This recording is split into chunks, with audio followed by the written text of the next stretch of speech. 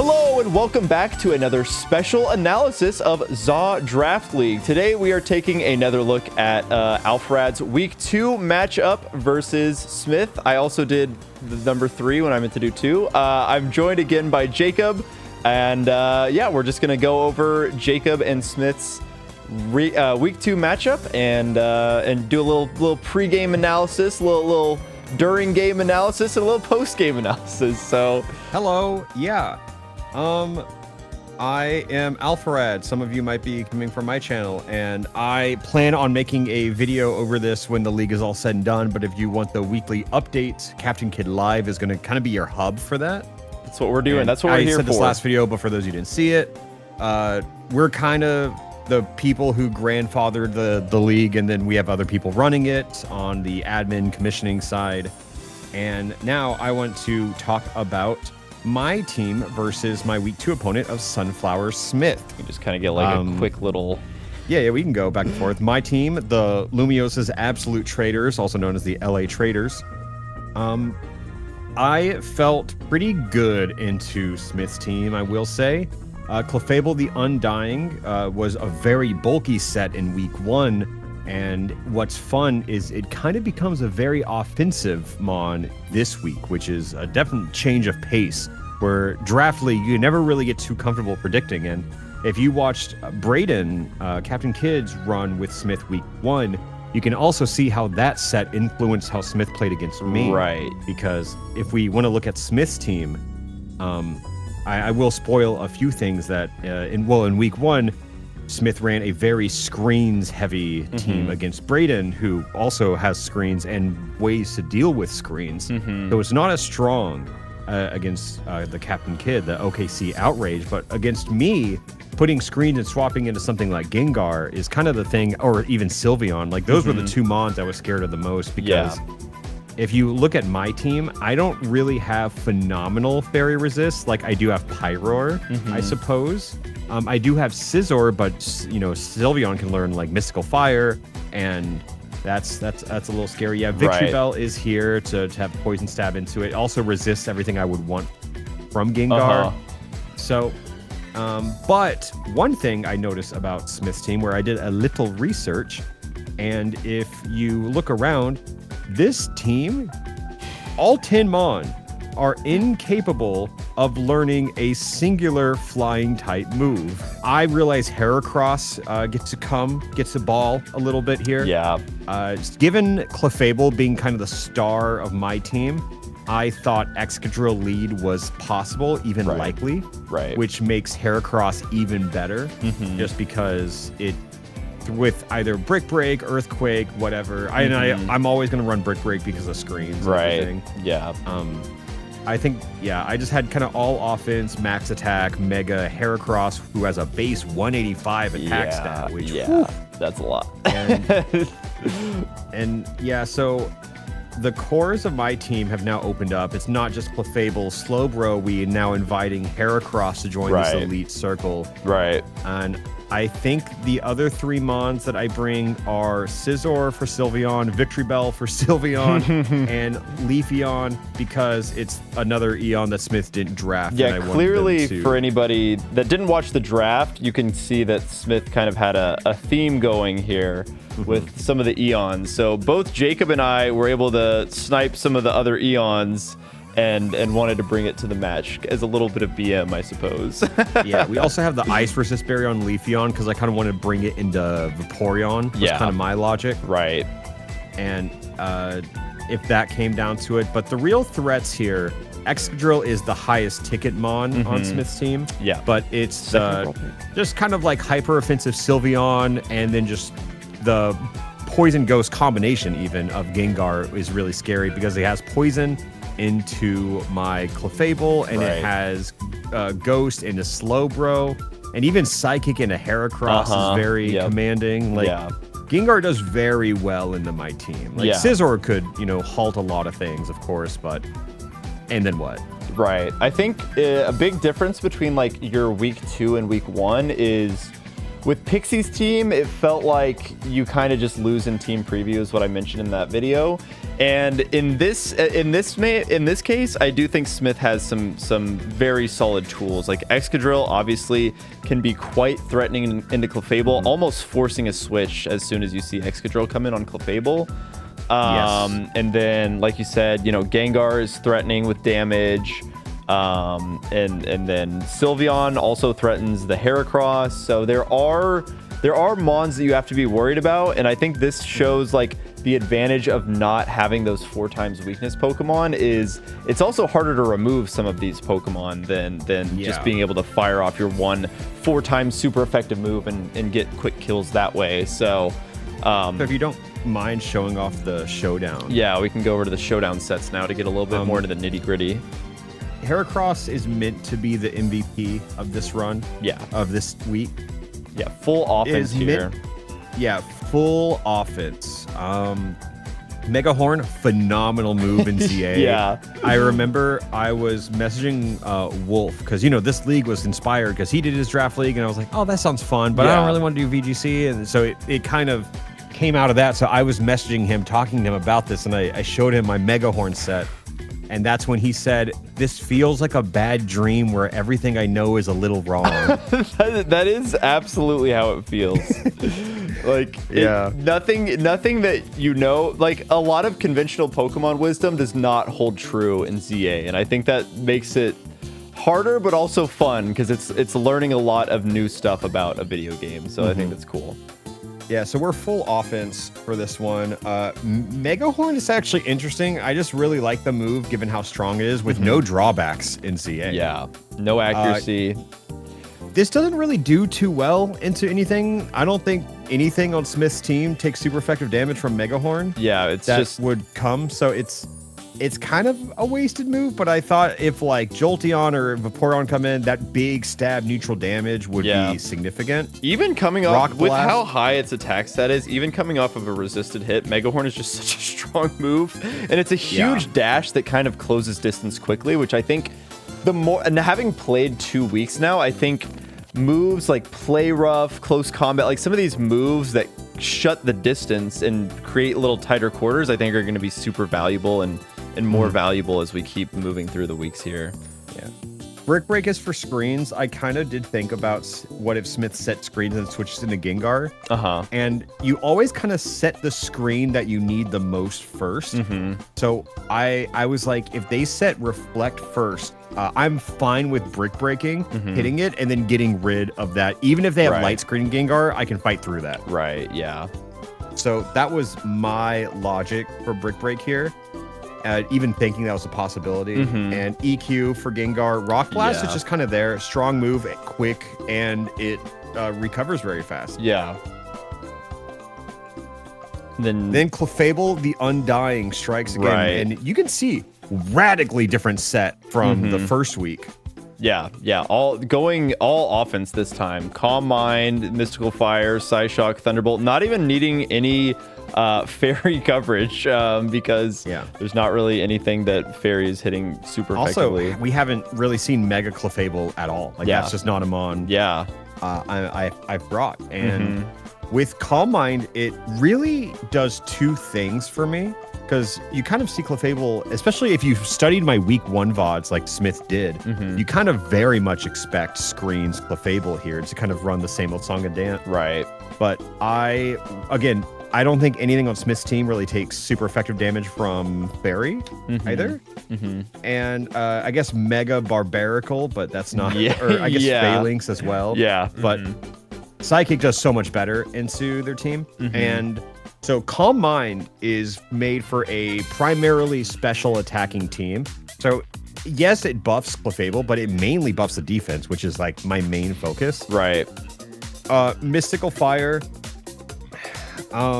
was kind of here for the Klefki.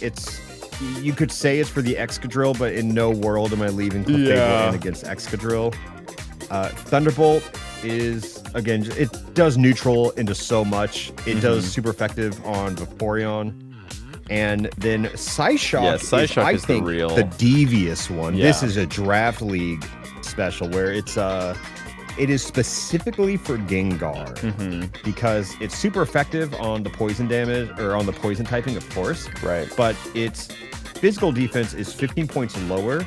And I also want to assume if you're EVing for my team as Gengar, you're probably more invested in special bulk than physical. So Psyshock was kind of designed specifically for this, especially with Calm Mind. I mean, buffing my special attack to hit your physical defense just felt so good in that one specific matchup. Definitely. And yeah, and I had enough bulk to eat Gengar Sludge Bomb and everything like that, especially with Calm Mind, so I felt pretty good. Yeah, I think one thing that's really interesting to note is that because of the prevalence of like and Expert Belt instead of Rocky Helmet. Yeah, the Expert Belt obviously helping you do even more damage with all these attacks. I think one thing that's super interesting to note is that basically every mon, like I think every single mon on your team does have I think pretty much every single mon in the league you can guarantee is going to have 252 HP EVs. Just we're lazy. We can't just use the sliders on Showdown. We have to actually generate it in game and grow it. Generate's the wrong word, I guess, but we have to grow it. And if you catch an alpha Pokemon,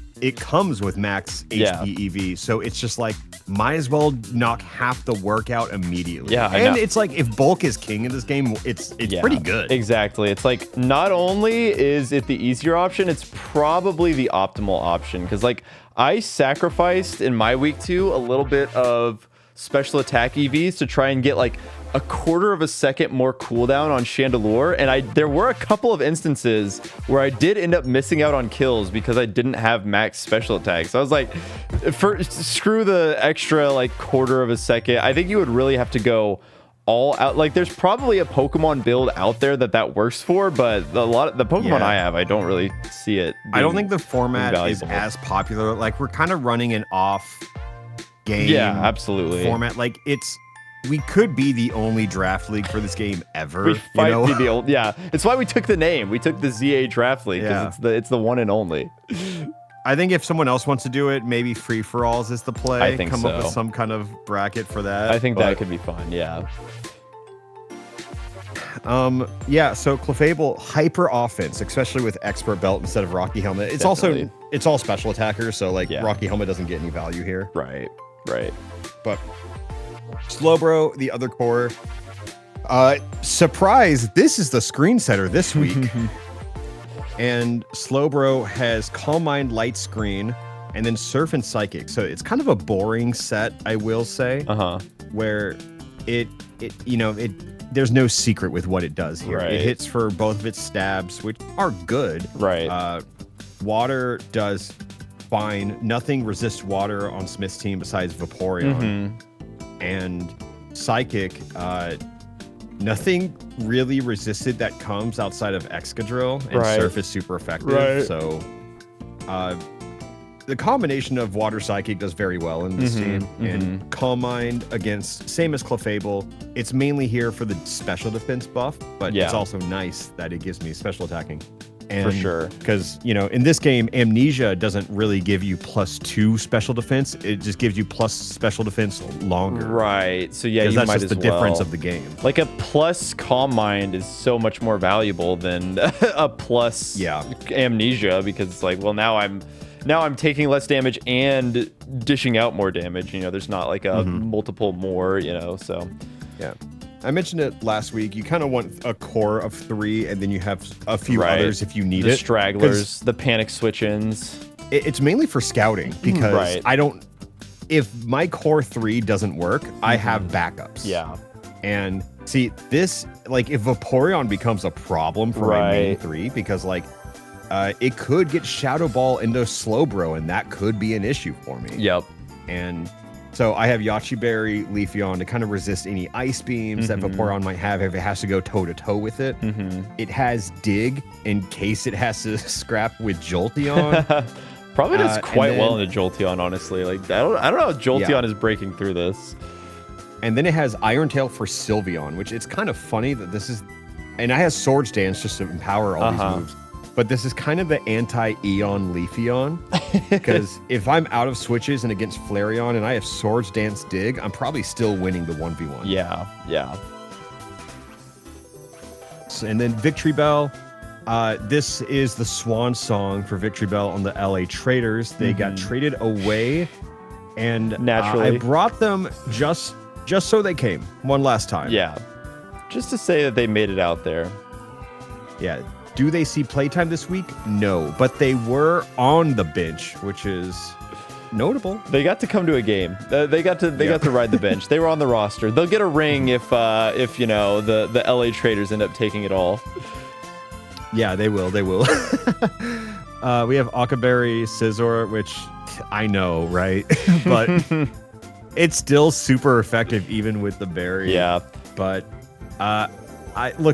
I was mainly just scared of Sylveon, and if that thing became too big of a problem and it had Mystical Fire, right? Because there's also the timeline where it doesn't run Mystical Fire, right? So if I scouted it out, no Mystical Fire, and Sylveon is a problem, yeah, that's what I have: Swords Dance, Iron Head, Bullet Punch, and Brick Breaks in case it's Sylveon with screens. Like this thing is really in case of emergency break glass. All 4 moves are designed for Sylveon and screens.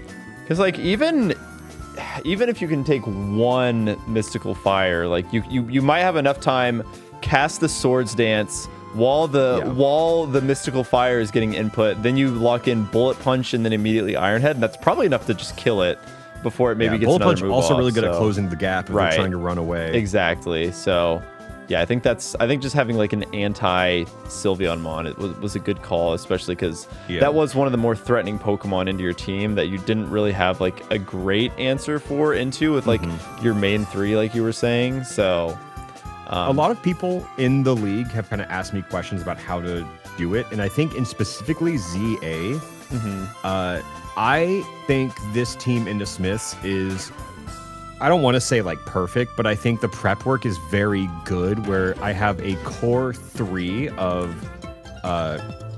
Slowbro, Clefable, Heracross. Yeah, your top 3. Your top 3 draft picks. Yeah, my first 3 draft picks do very well into Smith's teams, but I can identify the big threats. Yeah. And then I brought the last 3 mons on my team specifically to isolate those threats if I needed it. I think if plan A goes wrong, my plan B, C, and D were very solid. Yeah. I think that's what we talked about with your week 1 against Pixie. It's like I think having like your main 3 hitters and then just like filling the gaps with mons that support like the weaknesses to those 3, I think is probably the best way to go about it, just because it is so different. You're not really team building to try and make the perfect team of 6.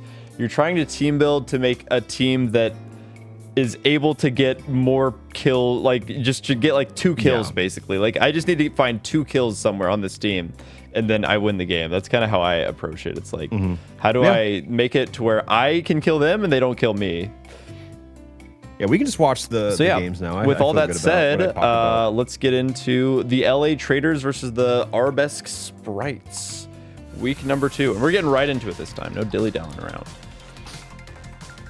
So first off, I see benches. I go, hell yeah. Yeah. Because I'm trying to dodge some special attacking moves. So first off, I see Gengar. Not the mon I expected here. I kind of predicted Excadrill, and once again, I am letting Smith come to me. Yep. Yeah. And they lock onto me right here, and I think we see Thunderbolt first, which I found surprising. Ooh, look at that!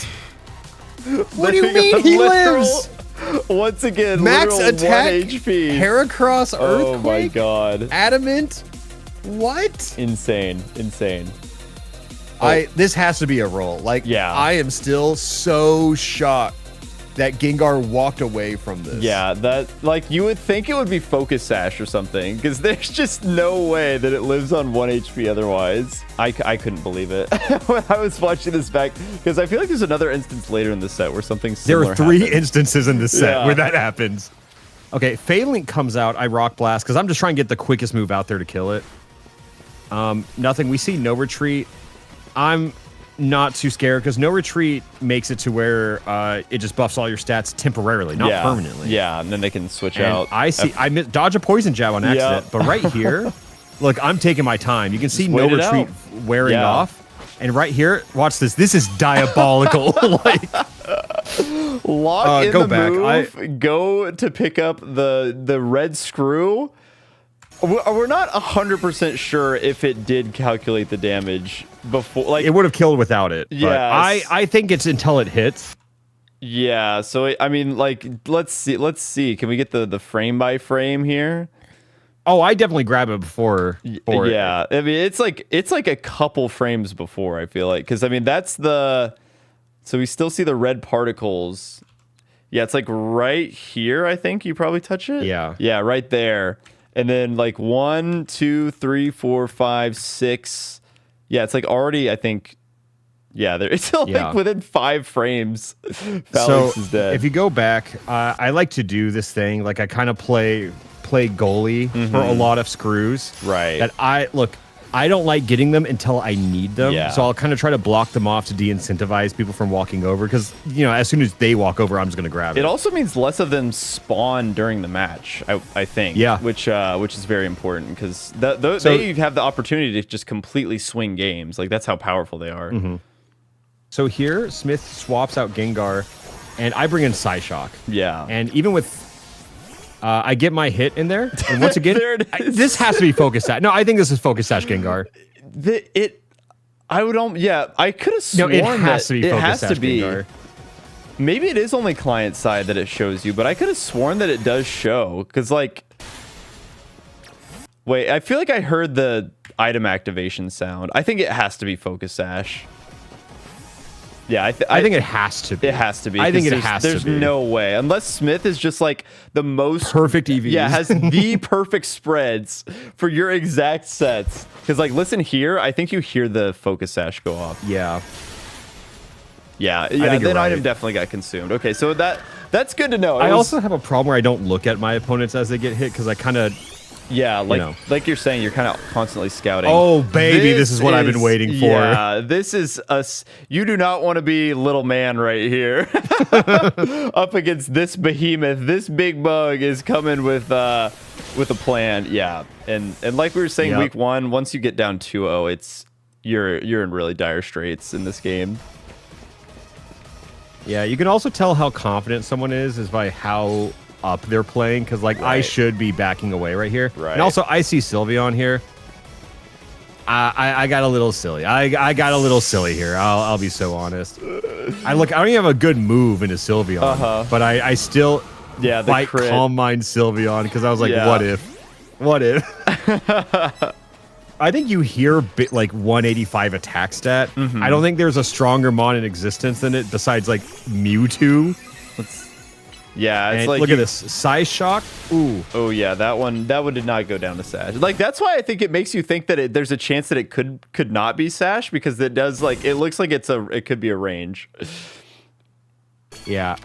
One thing that I do think is what I should have done here is there's like a psychological element to this game of like when people switch, right? Where I did Psyshock. I used my strongest move first and got it low, and then they switched. Right. But if I did like Mystical Fire or Thunderbolt first, then they would have not switched, and Psyshock would have gotten the kill. Yeah. Yeah, and this one just... This is the advantage of Psychic being one of those moves that does lock on. It's like the Phalanx can just come right through you, but that Psychic's got your back. It's just gonna go. Doesn't miss. Yep. So. Cool guys don't look at their Pokemon attacks. Yeah, I mean, just look at... This is Mega Phalanx, Mega Horn. But because you have the defense boost and Slowbro is just so physically bulky, it does nothing. And then you just retaliate immediately. You can see my trainer movement. Like, even when our Pokemon are fighting, I'm not even focused on it because in my mind's eye, I know what is happening, and I am looking for the screws at any given moment. Also, I have to get a weird lock-in over here. Yeah, don't know what that was about. That was weird. One thing that's interesting, I think, that I haven't really thought of is that there's like enough Mega Energy spawning for if there were 4 players still. So I feel like both players kind of always have just a max... like their Mega Gauge is just always completely full because there's just more stuff spawning than there should be for... Also, let's talk about this expert movement real quick. I didn't switch because I was that confident. Yeah. I knew Slowbro was walking behind that bench and Shadow Ball got eaten by it. Right. Like, I was that confident. Yeah, then now and here I'm going Calm Mind here, and yeah, I just want to get the Psychic. I probably could have done a Surf right then and there.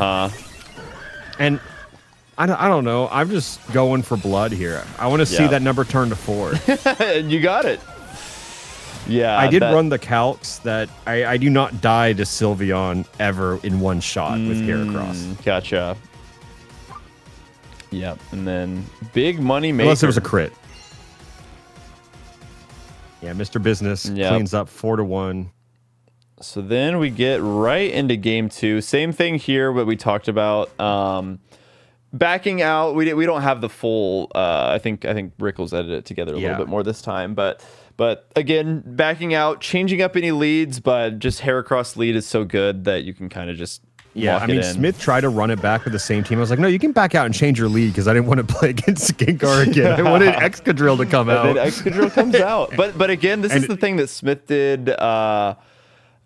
I think you've just seen, like, oh, I already died to Heracross Brick Break, like Mega Heracross Brick Break. So then you just immediately like, yeah, I gotta get out of here.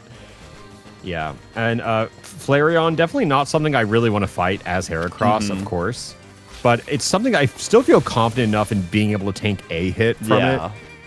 Then it gets the Swords Dance, so now it's threatening big damage. And this is the first time we've seen this map. This map is, I feel like, very easy to avoid damage. Like, it's so easy to run away on this map. So I try to bait it, and I try Flare Blitz, get stuck on a tree. It didn't work, but I still dodged it. Yeah.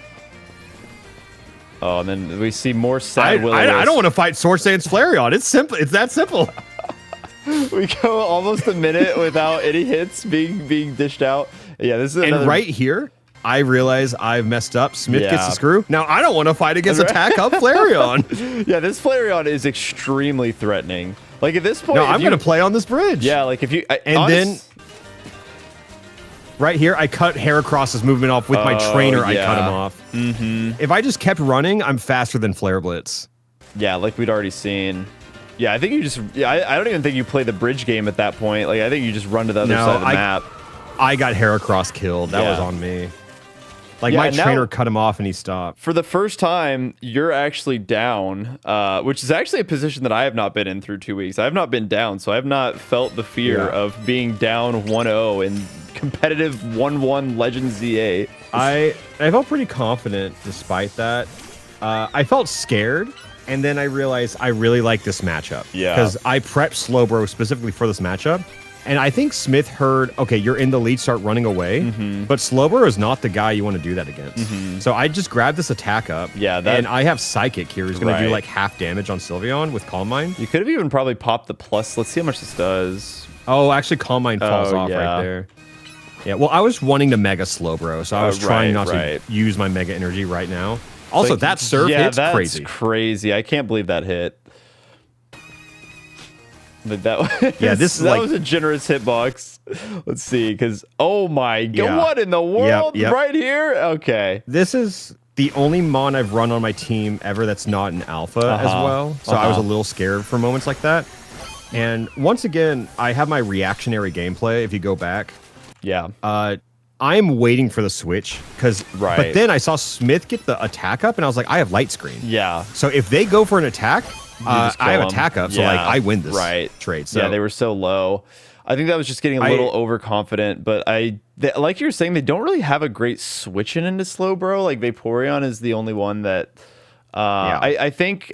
Ironically, Smith's team could have really benefited from like an Umbreon or something, which is one of the one of the Eeveelutions that they did not end up drafting. I think Smith should start making some trades around, see if see if you're willing to give up Umbreon.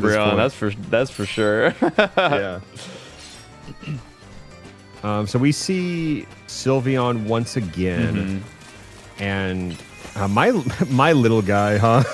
He looks so and little. Now I'm back. That's 100 more health for Slowbro. The screws are just like I would be curious if there were like stats about if we could identify who picked up the most screws and how often that person won the game, because I feel like it would be a very strong correlation. And now it's like what does poor Mega Phalanx do in the face of it dies apparently. Yeah, it's also, this is a game that's very rare to get one shots. Yeah, I feel. no kidding. Like we were saying, And because of the 252 HP and lack of abilities, there's like a lot If of. you want to go back, kind of what I was thinking in this moment was, I know I just need to get a kill, and I see Phalanx out. I just want to mega. To my surprise, Smith megas too, but I'm a little faster. I was scared of them switching out immediately. Right. And But I just let Psychic rip. Yeah, and getting it in like right before this no retreat, if the animation goes off in time, then it lives, and it's probably still in huge danger because it just dies to the next surf. But like, man, Yeah.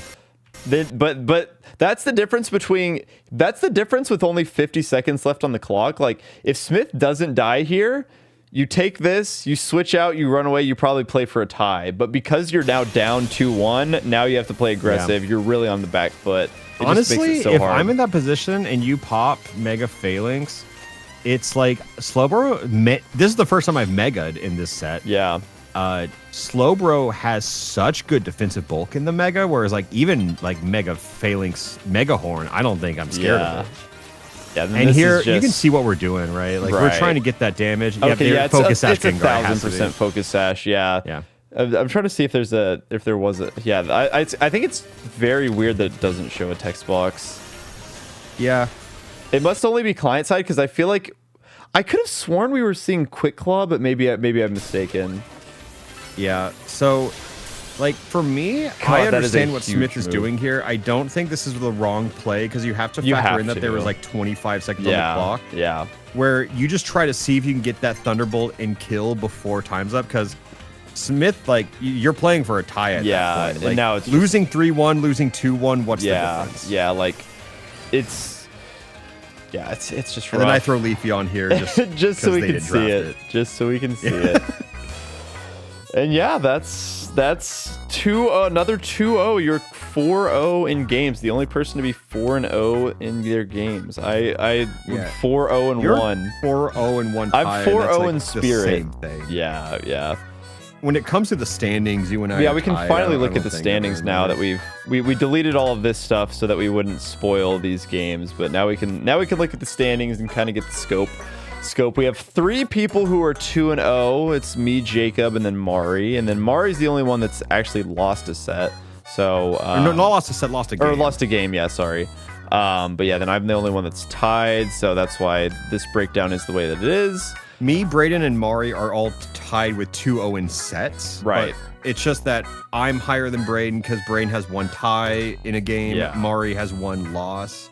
Yeah. But it's Brayden and I are tied on the scoreboard as far as is concerned. This only comes into play if there are ties like this, and which it will be obviously after you go through 9 weeks. There's a lot less ties, so it won't be as nice and even here as 3-0-2 teams, and then the rest being lumped in at 1-1.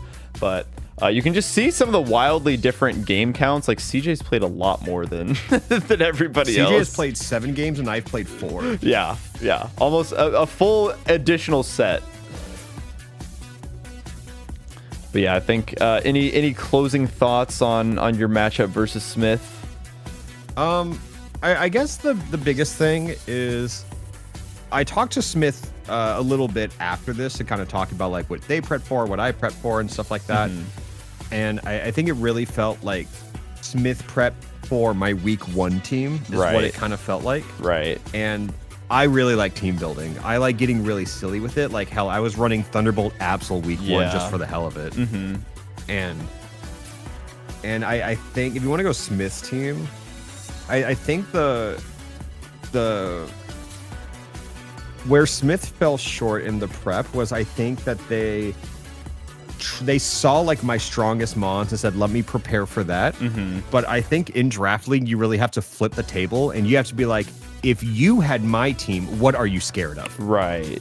Because that's how I prep. I try to identify what threatens your team the most before I even look at what you've done in the past and everything like that. Yeah. Like, That's and not then, even just like draft. That's just Pokemon in general. Like even if you sit down at a table to play your opponent, like, sure. Like the first thing you're thinking is like, okay, how are they viewing my team? Even if you're not like, and then Draft League takes it that next step where it's like, now not only do I know what your Pokemon are, I can now build a team that completely counter, like I can completely counter team your team. So it's just a completely different. Let's look at step it this way. In week 1, I have the Slowbro Clefable core. Yeah. So Smith puts like a lot of investment into Gengar. Right.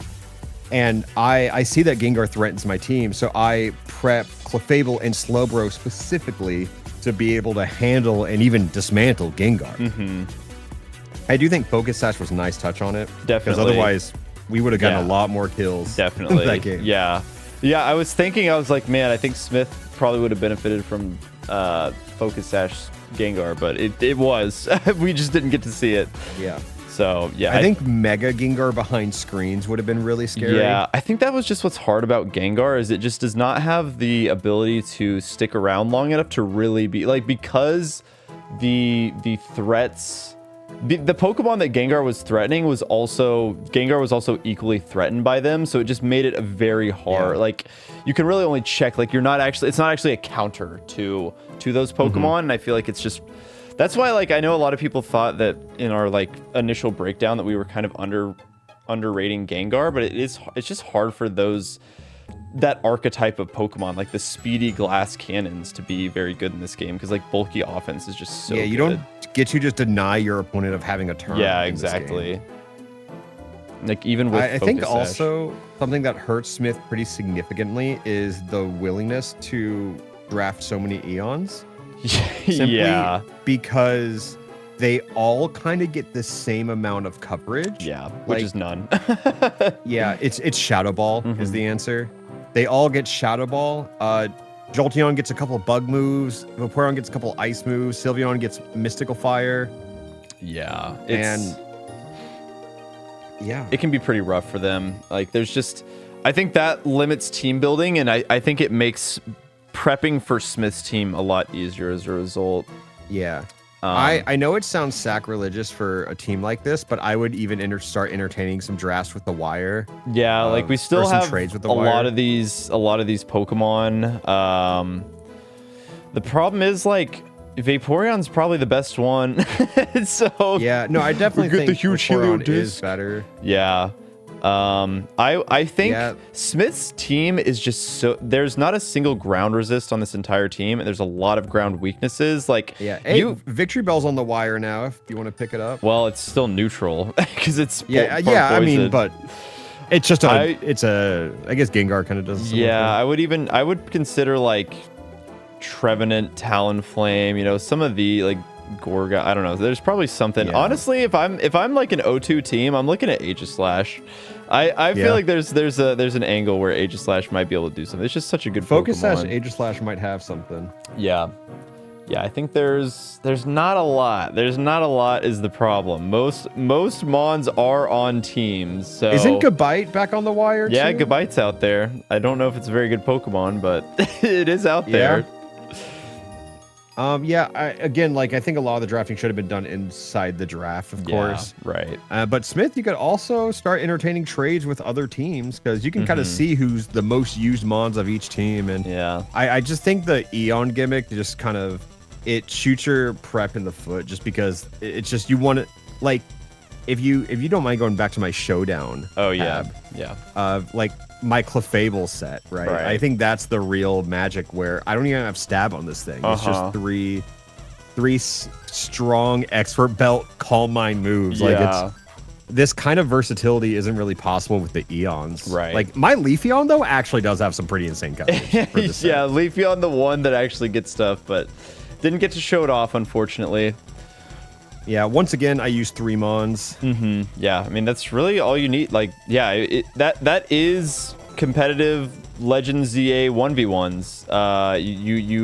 It's hilarious that there is the 3v3 mode, and we're just doing 6v6, and it turns into 3v3, because that's just the nature of how it goes. Like, I like it personally. Yeah, I think it's interesting to have these other 3 Mons just as backup if need be. Like I've definitely sprinkled in a 4th Mon here and there, and deviated a little bit from just swapping between the same 3, but it's very interesting. Like because even stuff like I think like my Skarmory could have been really good in my week 2, but I didn't even throw it out once, even though I thought that it matched up very well. I just think there was never necessarily an opportunity where I absolutely needed it.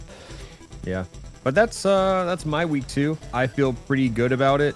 I feel good about my week 3, but I guess only time will tell. Yeah, only time will tell, and hopefully we'll be back with more ZA Draft League analysis. So thanks so much for watching to the end, and be sure to like and subscribe.